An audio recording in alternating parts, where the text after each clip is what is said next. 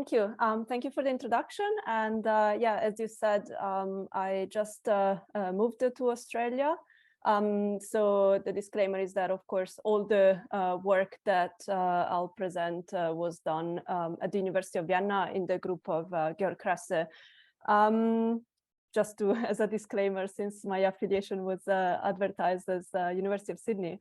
So I'm very happy that the DTSF is organizing these seminars online so that I can take part and present this work. And so let's start. So for the next 30 minutes or so, I'll be talking a lot about the random phase approximation and about machine learning. So of course, I'll be saying why bothering with the random phase approximation. And we'll discuss two routes that we've been following to make RPA calculations accessible and cheap using machine learning. One is using machine learned force fields, and the technique that we call delta machine learning. And as an application, as an example, I'll discuss quantum paraelectricity and structural phase transition in strontium titanate. The second route that we've taken is the route of machine learning density functionals, in this case from the RPA. And the systems that we use for benchmarking and testing, as you'll see, are mainly diamond, water, graphite.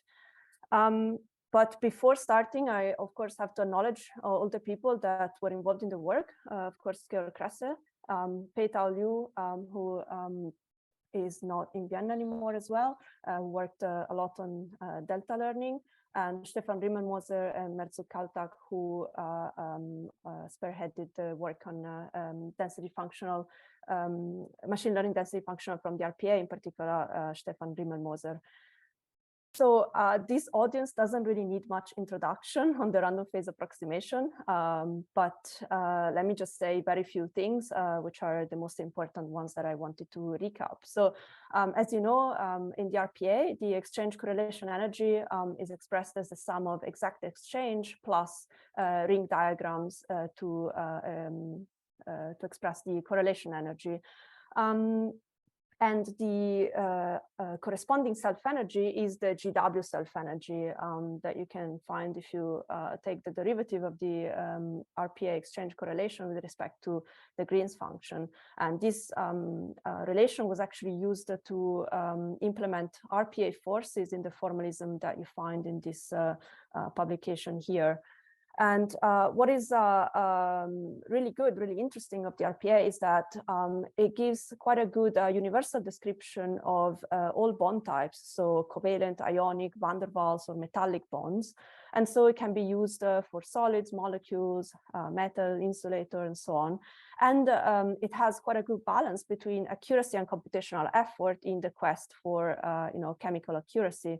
Still, of course, the computational cost is much larger than DFT.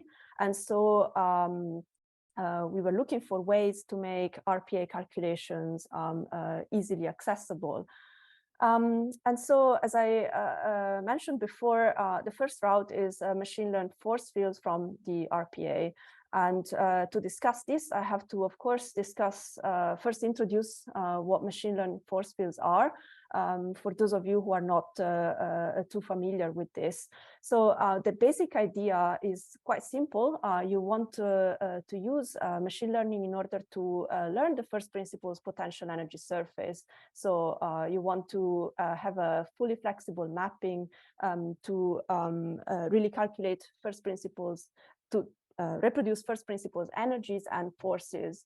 To do that, you essentially need three things. You need to have a reference database. You need to represent atomic environments using descriptors, for example.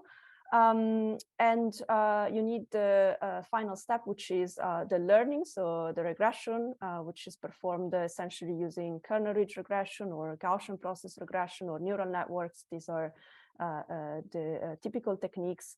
And there are many great reviews out there. Here I put some that highlight both the the power and the challenges that are still ahead for machine learned force fields. So if you're interested, you can check that out. But essentially, in the last 10-15 years, machine learned force fields have really become it's become clear that they are incredibly powerful, incredibly accurate, and are really replacing the old empirical force field in a way, because they are extremely accurate and much more transferable. Now, I want to talk about how we create the training data set, because I want to just say briefly how you deal with the descriptors and learning the potential energy functional. So what we want to do is we want to represent the local environment around each atom using the atomic distribution density, so the probability of finding any atom J around a certain atom I within a certain cutoff radius. And this is just a smoothed delta function. So what you do is you expand this probability distribution using radial basis functions and your spherical harmonics. These expansion coefficients could be your descriptors. However, this would not be rotational invariant. So it's very important to make sure that your descriptors are rotational invariant. To do so, you construct the 2-body and 3-body distribution functions. So essentially the radial and angular probability distributions. And the actual descriptors that you use are the expansion coefficients of these two functions, which are, of course, related to these C coefficients. Then the crucial step is that the potential energy of the system is written as a sum of atomic energies. And each atomic energy is a linear combination of kernel functions. What are these kernel functions? Well, they are functions that essentially measure how similar the atomic environment around atom I is to the atomic environment around a set of reference atoms B, very, very simply put. You can also include information on forces and stresses, so essentially derivative information. And then finally, you find this regression coefficients, these weights, by fitting to your set of reference first principles data. So the issue is that, of course, machine learned force field can only be as good, as accurate as the underlying first principles data. So if you train on DFT, you get DFT out of it. How can you train a force field with beyond DFT accuracy? Now, this is an issue because you need quite a lot of data for training, of the order of maybe 1,000 supercell structure. So, of course, it's out of reach for most higher order methods. So now the ansatz that we use is that your DFT calculations capture the most important features of the potential energy surface, and the deviations with respect to your higher level calculations are easier to learn. And so you can machine learn just the difference between DFT and your higher level method using a smaller number of structures and smaller unit cells. So we applied this ansatz, this idea to the RPA. In VASP, actually, the RPA forces can be calculated analytically, which is very nice. And this allowed us to actually really learn both energies and forces and construct quite robust force fields. Of course, these ideas were proposed and used by other groups as well, sometimes go under different names. And there's a lot of exciting developments and exciting things that people can do in this way. So the scheme that we use looks like this. It's actually very simple. So you have to have a baseline force field trained on your low-level method. Okay, so this is what we call MLFF QML. And then you construct a second reduced database here. And then you perform both your DFT and your RPA calculations for the structures in this reduced database. So you extract the difference delta and you train a force field that can reproduce just this difference. And then you use it in order to correct essentially your initial database, your baseline data. And so finally, you can use this corrected data set in order to train your final force field that should have the same accuracy as if you had trained directly on, for example, RPA data. So as a simple test case, we did some calculations on zirconia, where we used the PBE as the baseline method. And well, these are just data about our data sets, but just to show you some testing that we did. These are phonons for the cubic structures of zirconia. In gray, the PBE data. In red, the predicted RPA data using the delta ML. And in blue, these are direct RPA calculations. So you see that with our force field, we can reproduce quite well the ground truth, which is the direct RPA calculation. Now, as an application, I promised you strontium titanate. Why strontium titanate? Well, it's of course a super important, super interesting material. For my point of view, what's particularly interesting is its strong anharmonicities, which then result in, for example, the cubic to tetragonal antiferrodistortive phase transition around 105 Kelvin. And also the ground state of strontium titanate is what it's called a quantum paraelectric. So it's predicted to be a ferroelectric ground state, but due to quantum anharmonicity, this is suppressed. So we got around training a force field for strontium titanate.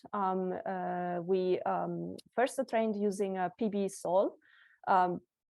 It's not so important how exactly we train, but we do what we call on-the-fly training during molecular dynamics, where we extract a number of configurations for our database from molecular dynamics run. The errors that we get are quite low, as indeed is needed for capturing this sort of quite subtle anharmonic effects. And we did delta machine learning for learning both RScan and RPA. Now, of course, you don't need delta learning for RScan.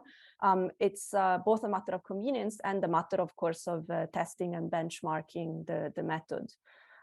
So just to show you the effects of exchange and correlation on this material, we're looking here at the ferroelectric instability. So here it's depicted schematically for the cubic phase.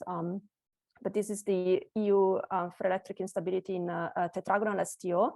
And you see the typical double well potential.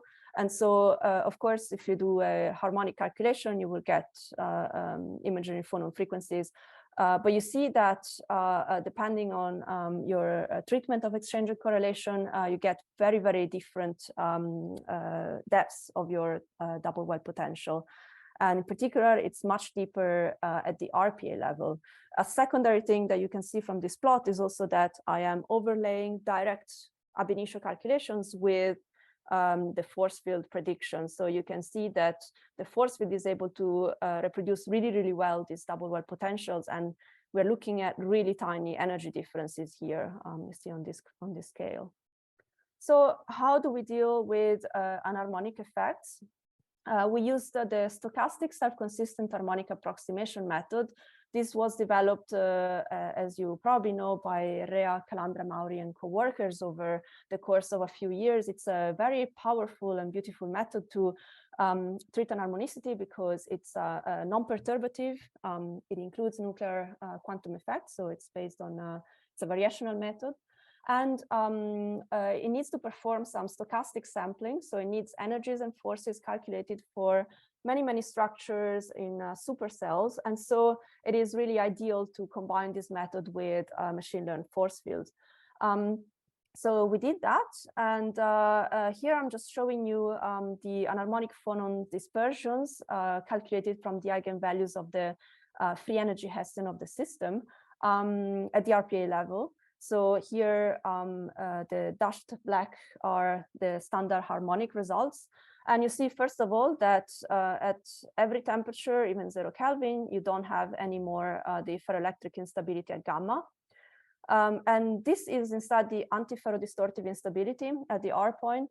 And you see that actually the cubic structure, it's still unstable below less than 200 Kelvin, and then it becomes stable. So it's indeed the sort of physics that we were hoping to describe. But let me look into a little bit more detail into this phonon instabilities. So this is, again, the antiferrodistortive mode at R. So we have experimental data here, the triangles, and these are our PB-SOL calculations. So not RPA, but PB-SOL. This phonon mode is split in the tetragonal phase, and this is cubic. So you see the typical behavior, the typical soft phonon mode behavior of a displacive transition. And the transition temperature is quite a bit overestimated compared to experiment. This instead is the ferroelectric instability at the gamma point. Again, these are experimental data, and these are our calculations. So you see the physics is qualitatively well described, but quantitatively we are off by quite a lot. So what happens if I use R-scan instead? Well, the tetragonal to cubic transition is quite well described now. And it's a little bit underestimated now, the transition temperature. But again, the ferroelectric instability is the mode is way too hard. At the RPA level instead, now we have these orange points here. The results for the antiferrodistortive transition are in between SCAN and PB-SOL, so it's not as good as SCAN. However, you can see that now the ferroelectric instability is really well captured. So it means that really the potential energy surface is the physical one is the one from the random phase approximation. And also using, for example, HSC, you couldn't capture this. This is all I wanted to say for now about strontium titanate and about delta machine learning. Of course, I'm happy to discuss more if there are questions. But let me move on to the second method that I wanted to discuss, which is machine learning density functionals from the RPA. So before diving into what we did, let me introduce this topic a little bit. It's an incredibly fascinating topic that is really actually becoming a hype, let's say, in very recent years. But there is a reason for that. And the reason is that, of course, machine learning seems quite ideally suited to finally crack the problem of approximating the DFT exchange correlation functional, because we can really find a mapping between the electronic density to the exchange correlation potential and or the energy. For example, you can learn a DFT functional from expensive many-body calculations. Now, of course, this is, depending on the method you use, incredibly expensive, but you do it once and you have your almost ideal, almost exact DFT functional. And also this allows to embrace non-locality. Here I'm putting some of the some references. Of course, there's more works, and again some review and comment if you're interested in this topic. So let me tell you a little bit what we've been trying to do to crack this problem, at least partially. Again, as I mentioned, this was work that was spearheaded in particular by Stefan Rimmelmoser, who spent quite a lot of time in solving a lot of the problems we found along the way. Let me explain our ansatz, let's say. So first of all, as you know, when you use the generalized gradient approximation, the exchange correlation energy is written as an integral. Here you have the electronic density. You can factor out the exchange energy density for the homogeneous electron gas, and then you have the enhancement factor, which depends on the density and this gradient. Here we do essentially a non-local approximation, where the enhancement factor now depends on the electronic density around each grid point R up to a certain cutoff radius. So as you can see here schematically. Then the key step is to use some descriptors for the electronic density. So as I said, you have to, we use the densities in real space around each grid point. And to construct the descriptors, we do this analogously to the 2- and 3-body descriptors used in the machine learned force field methods. That's why I wanted to explain you a little bit of that before. How do we construct the descriptors then? So we take the density around each point R, again, with a certain cutoff radius, and we expand it using radial basis functions and spherical harmonics. These are the expansion coefficients. But again, similarly to the case of force fields, we need to have rotational invariant descriptors. And so we build what we call 2-body descriptors that correspond to L = 0, and 3-body descriptors that correspond to L = 1, that we call X2 and X3. We stop with L = 1 here. And actually, it can be shown that in the limit of small cutoff, the gradient approximation is exactly recovered using these descriptors, which is nice. So we have our expression for our for the exchange correlation energy in the RPA approximation. What about then using derivative information too, like in the case of force fields, where we were fitting not only energies, but also forces and actually also stress tensors. Similarly, for machine learning density functional based on the RPA, we can use the exchange correlation energy, but also the potential. The reason for doing this is that, of course, you can then include many more data, and you need a much fewer structure for at a cost that is, not much larger than only calculating the energy. To do this, you use the optimized effective potential method. So with the OEP, you can essentially map many body energy functional to a Kohn-Sham potential. So in the case of the RPA, then, so essentially the OEP RPA exchange correlation potential would be the derivative of the exchange correlation energy in the RPA approximation with respect to the density. So it really describes how the exchange correlation energy changes with changing the density. So it does add quite a lot of information for our fitting. If you use chain rule, or if you solve the linearized Schramm-Schluter equation, you can get this expression for calculating the OEP potential. This was implemented in VASP, but you can find more details in this paper. And essentially then what we have to do is to use kernel ridge regression to fit the RPA energies and potentials, as similarly to what you do when you train force fields. So let me show you some applications. As I mentioned, this was implemented in VASP, of course.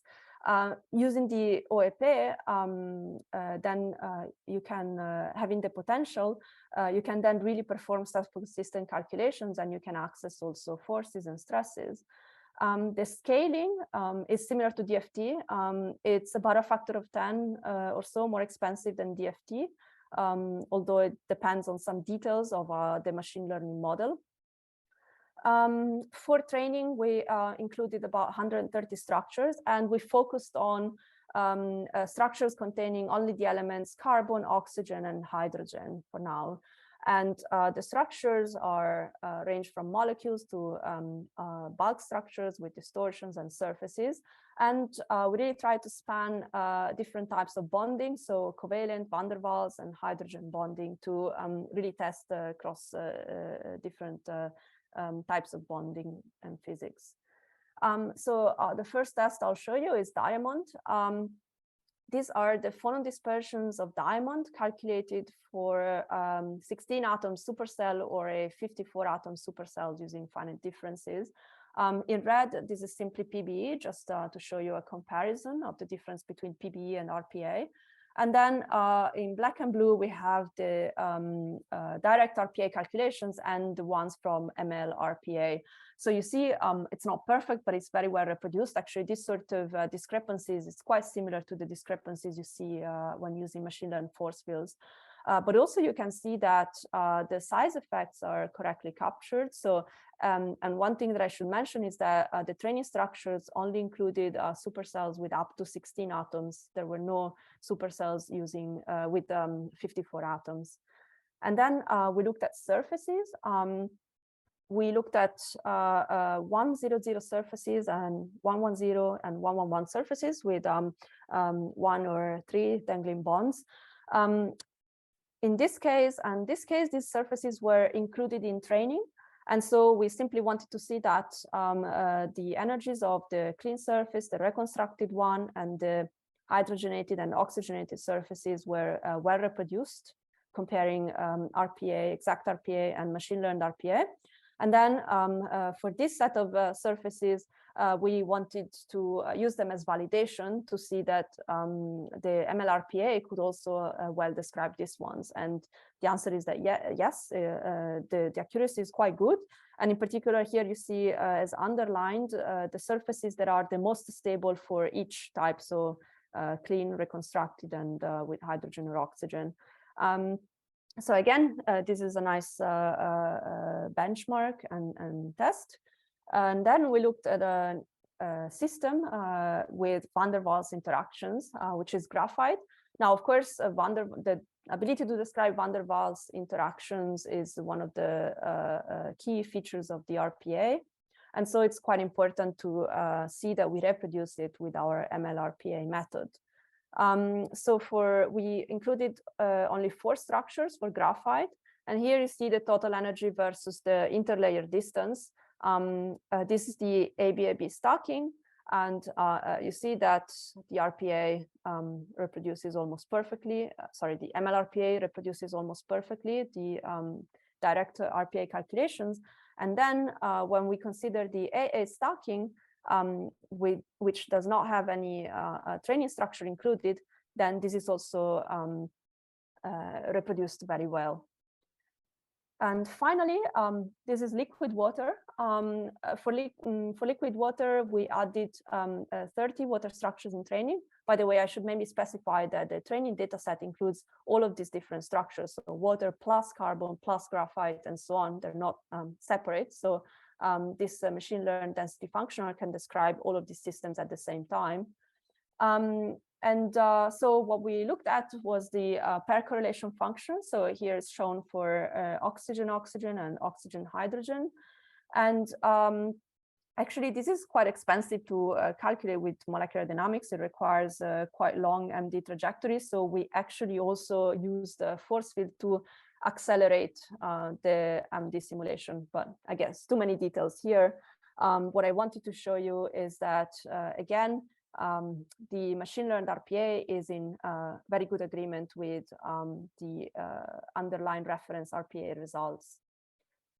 So this brings me now to my conclusions, a little bit of summary and maybe overview of what's out there.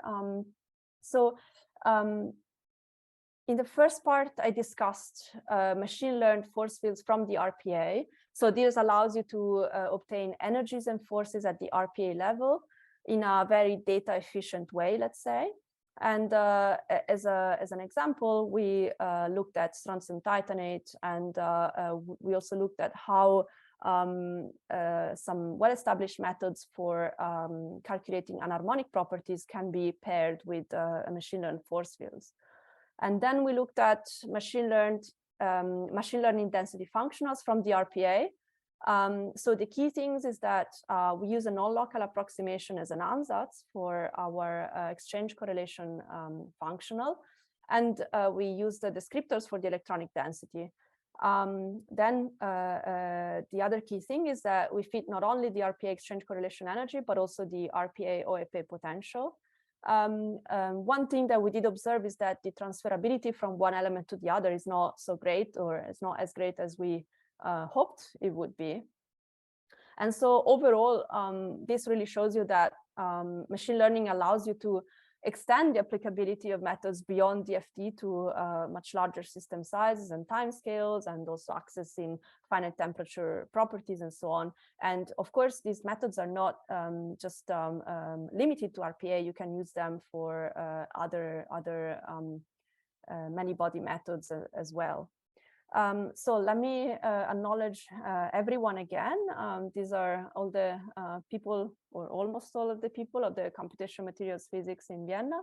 So of course, I would like to acknowledge again, particularly Georg Kresse, Stefan Riemelmoser, Merzuk is not here, but yeah, all the university and funding. And thank you a lot for your attention, and I hope we can discuss a little bit more.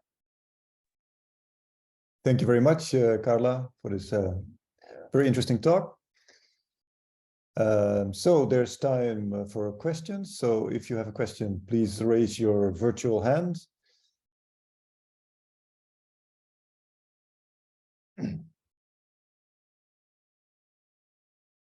So maybe I can start. Yeah, could you explain? I didn't completely understand what's the importance of the rotational invariance. Was it of the descriptors? Is that something fundamental or something that is just convenient?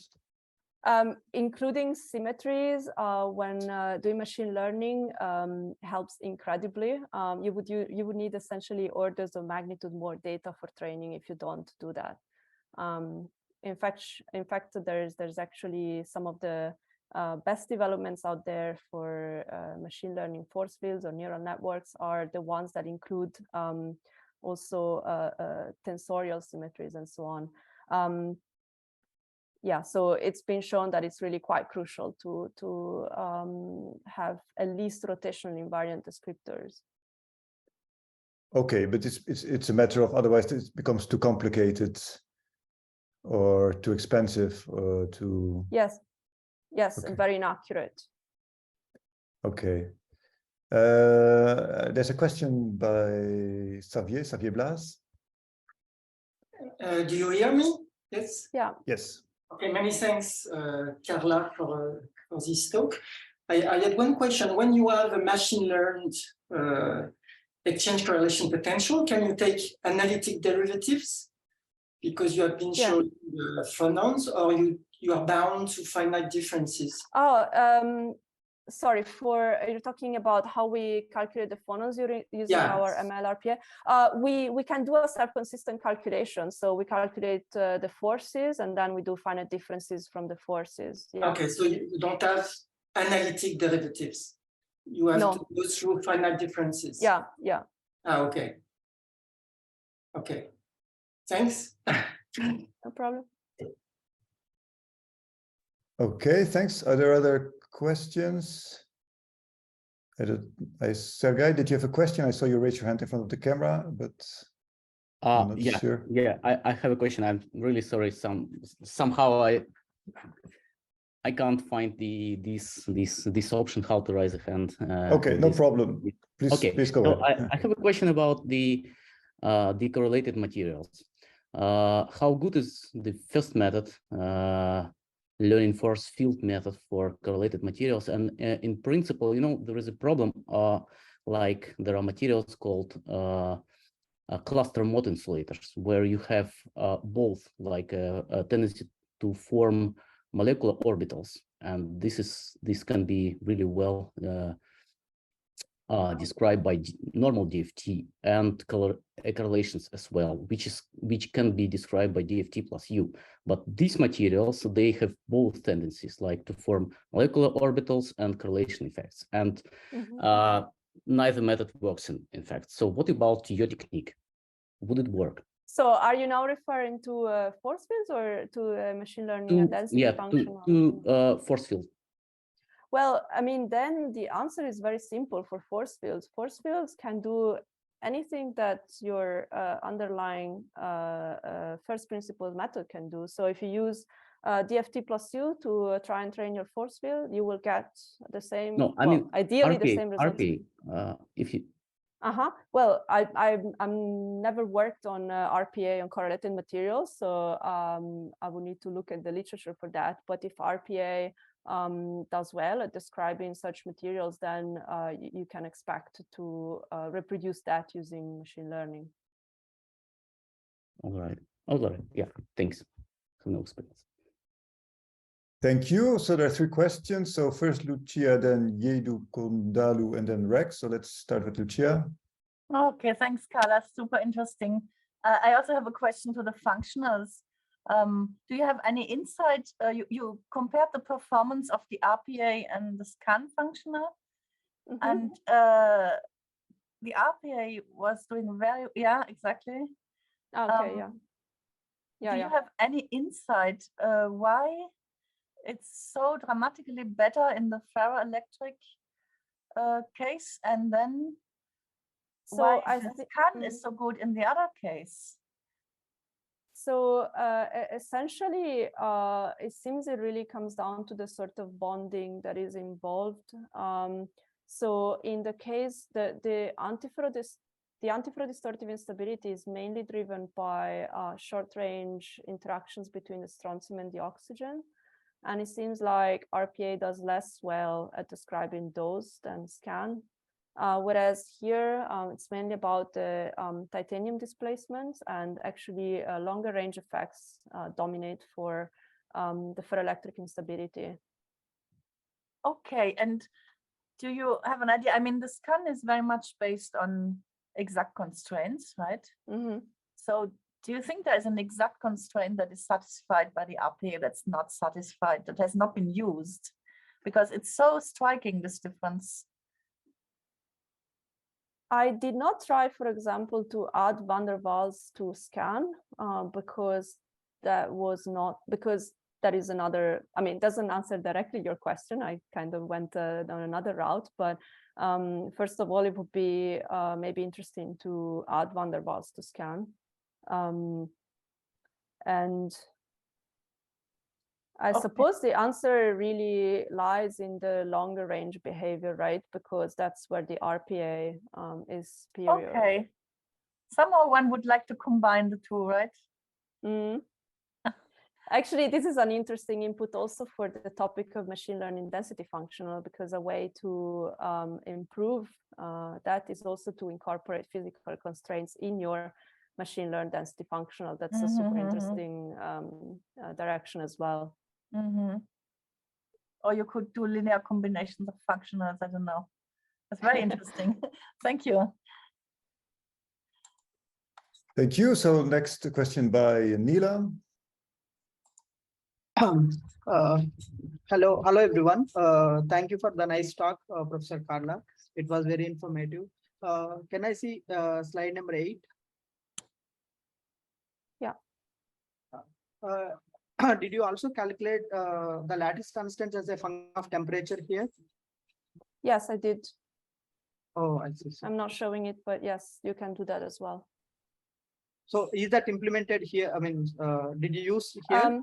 Yeah, so essentially within the SSCHA method, you can either directly calculate the stress and essentially do a minimization of your structure at each temperature, or simply from the, essentially you calculate the anharmonic free energy and you minimize the anharmonic free energy at each temperature, and you simply include the lattice as your degree of freedom as well. And so you can have you can calculate the lattice expansion beyond, for example, quasi-harmonic approximation.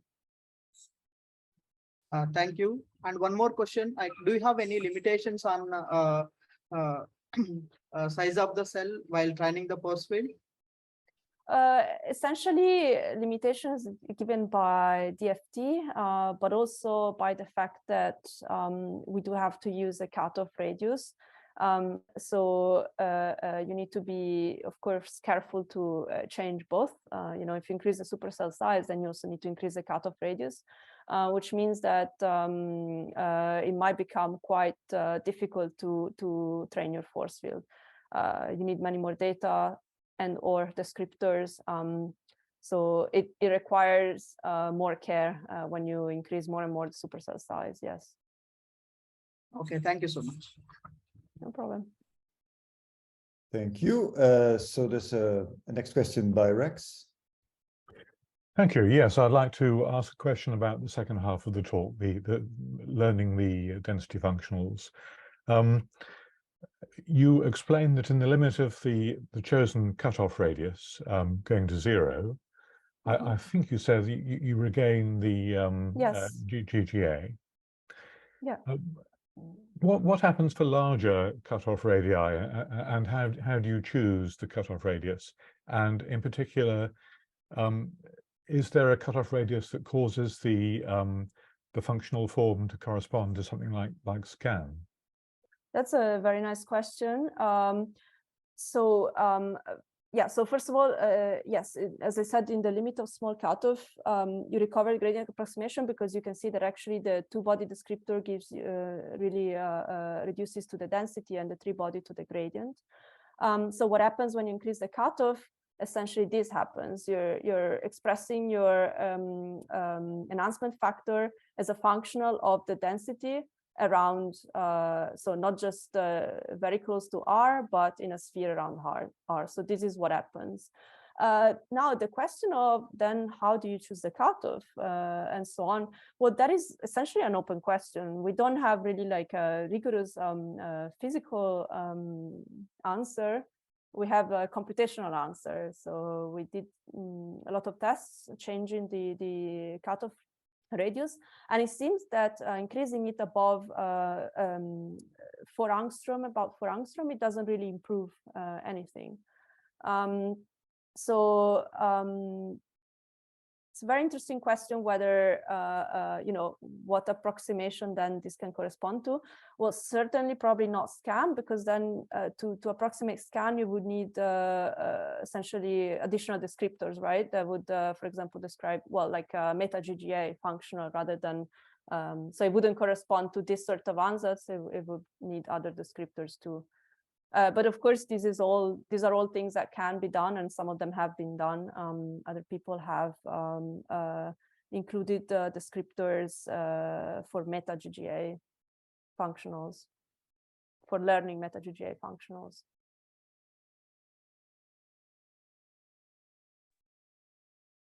Okay, was that yeah? Okay, thanks. So there's a question by Alvaro. Thank you, Arjen.